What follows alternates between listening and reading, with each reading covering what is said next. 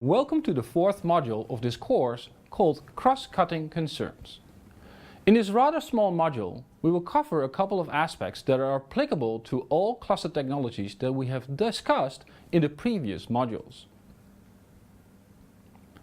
The things that we will address in this module are patch management, security, and design for failure. Let's look at patch management first.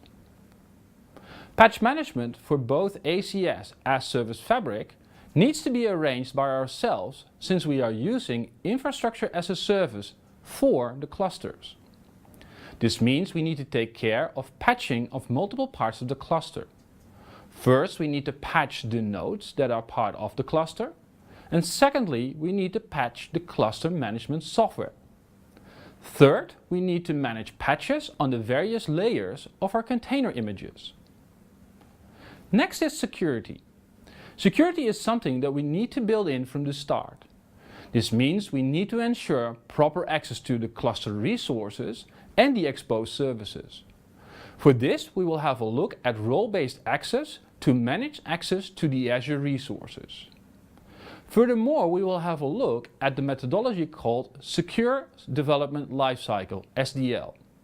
SDL is used to integrate security into your DevOps processes.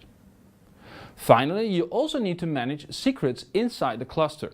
Think of, for example, database passwords or certificates to communicate to external services. For this, we will introduce you to an example solution called Azure Key Vault. The last part of this module is discussing the design for failure concept.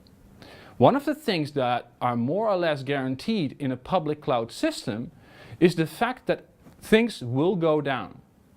In on-premise solutions, we often don't cater for these failures, while in a cloud scale solution, this is something that we need to build in from day one. We will have a short look at how you can help prepare for this by using test techniques like chaos testing in a cluster.